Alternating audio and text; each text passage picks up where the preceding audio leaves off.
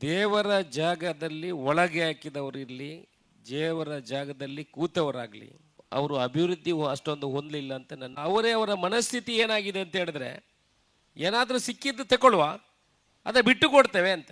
ಇದು ಪರಿಸ್ಥಿತಿಯಲ್ಲಿ ಇರುವಂಥದ್ದು. ದೇವರ ಕೆಲಸ ಮಾಡುವಾಗ ದೇವರು ಯಾರನ್ನಾದರೂ ಒಬ್ಬರನ್ನು ನೇಮಕ ಮಾಡ್ತಾರಂತೆ.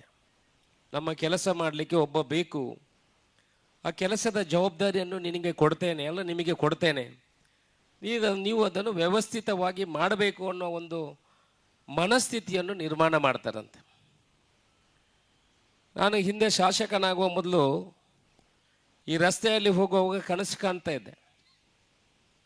ಈ ಬದಿಯಲ್ಲಿರುವಂಥ ಹಾಳು ಬಿದ್ದಿರುವಂಥ ಈ ತುಂಬ ಕಟ್ಟಡಗಳಿಲ್ಲಿ ಇತ್ತು, ಇದನ್ನು ತೆರವುಗೊಳಿಸಬೇಕು.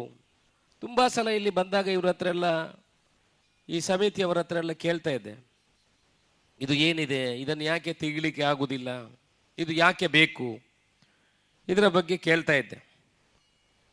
ಆಗ ಒಂದಷ್ಟು ಉತ್ತರಗಳು ಬರ್ತಾ ಇತ್ತು. ಅವರು ಅಗ್ಲು ಬುಡುಪುಜೇರು, ಅಗ್ಲು ಕುಳ್ಳುದೇರು, ಅವರಿಗೆ ಬಾಡಿಗೆ ಕೊಟ್ಟಿದೆ, ಅವರಿಗೆ ಲೀಸ್ ಆಗಿದೆ, ಇದೆಲ್ಲ ಉತ್ತರಗಳು ಬರ್ತಾ ಇತ್ತು.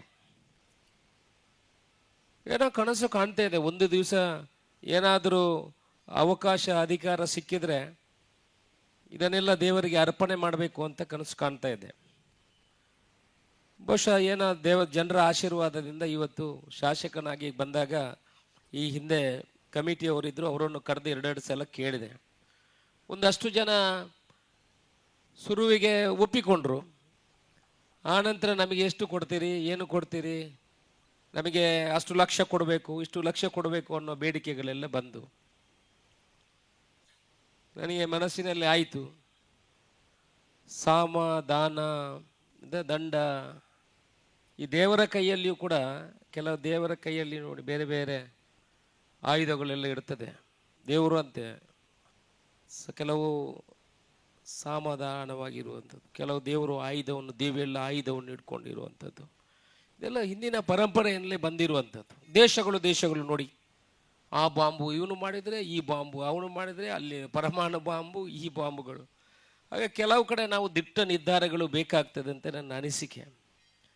ಆ ಪ್ರಕಾರ ಈ ಭಾಗದನ್ನೆಲ್ಲ ತೆಗೆಯುವಂಥ ಕೆಲಸವನ್ನು ಮಾಡಿದ್ದೀವಿ. ಆದರೆ ಒಂದು ನಾನು ಹೇಳ್ತೇನೆ, ದೇವರ ಜಾಗದಲ್ಲಿ ಒಳಗೆ ಹಾಕಿದವರು ಇರಲಿ, ದೇವರ ಜಾಗದಲ್ಲಿ ಕೂತವರಾಗಲಿ, ಯಾರೂ ಅವರು ಅಭಿವೃದ್ಧಿ ಅಷ್ಟೊಂದು ಹೊಂದಲಿಲ್ಲ ಅಂತ ನನ್ನ ಅನಿಸಿಕೆ. ಯಾಕಂದರೆ ನಾನು ಹೇಳೋದಲ್ಲ, ನಾನು ಅವರನ್ನು ಹೆದರಿಸುವುದೂ ಅಲ್ಲ. ನಾವು ಮೊನ್ನೆ ಅಲ್ಲಿ ಈ ಕಮರ್ಷಿಯಲ್ ಕಾಂಪ್ಲೆಕ್ಸ್ ಕಟ್ಟಬೇಕಂತ ಹೇಳಿ ಈ ಸಂತೋಷ್ ರೈಗಳು ಯಾವಾಗಲೂ ಹೇಳೋದು, ಅಲ್ಪ ಜಾಗೇಜಿ ಅಲ್ಪ 30 ಸೆನ್ಸ್ ಅಂತ ಯಾವಾಗಲೂ ಹೇಳೋದು. ಮತ್ತು ನಾನು ಅಲ್ಲಿ ಮೊನ್ನೆ ಹೋಗಿದ್ದೆ. 2-3 ಜನ ಅವರ ಹತ್ರ ಕೇಳುವಾಗ ಅವರೇ ಅದನ್ನು ಬಿಟ್ಟು ಕೊಡುವಂಥ, ಅವರ ಮನಸ್ಥಿತಿ ಏನಾಗಿದೆ ಅಂತ ಹೇಳಿದ್ರೆ, ಏನಾದರೂ ಸಿಕ್ಕಿದ್ದು ತಗೊಳ್ಳುವ, ಅದ ಬಿಟ್ಟು ಕೊಡ್ತೇವೆ ಅಂತ. ಇದು ಪರಿಸ್ಥಿತಿಯಲ್ಲಿ ಇರುವಂಥದ್ದು. 2 ಮಾಳಿಗೆದೊಂದು ಮನೆ ಇದೆ, ಇನ್ನೊಬ್ಬರು ಇದ್ದಾರೆ. ಅವರಿಗೆ ನಾವು ಹೇಳಿದ್ದೀವಿ, ನೋಡಿ ಒಬ್ಬರು ರಿಜಿಸ್ಟ್ರೇಷನ್ ಆಗಿದೆ ಅಂತ ಹೇಳಿದ್ರು, ಒಬ್ಬರು ನಾನು ಡಬಲ್ 3 ಮನೆ ಬಾಡಿಗೆ ಕೊಟ್ಟಿದ್ದೀನಿ ಅಂತ ಹೇಳಿದ್ರು. ನಾವು ಅವರಿಗೆ ಮನವರಿಕೆ ಮಾಡುವ ಕೆಲಸ ಮುಖಾಂತರ ಸುಮಾರು 80 ಸೆನ್ಸ್ ಜಾಗವನ್ನು ಅಲ್ಲಿ ಪಡ್ಕೊಳ್ಳುವಂಥ ಕೆಲಸವನ್ನು ಮಾಡಿದ್ದೇವೆ.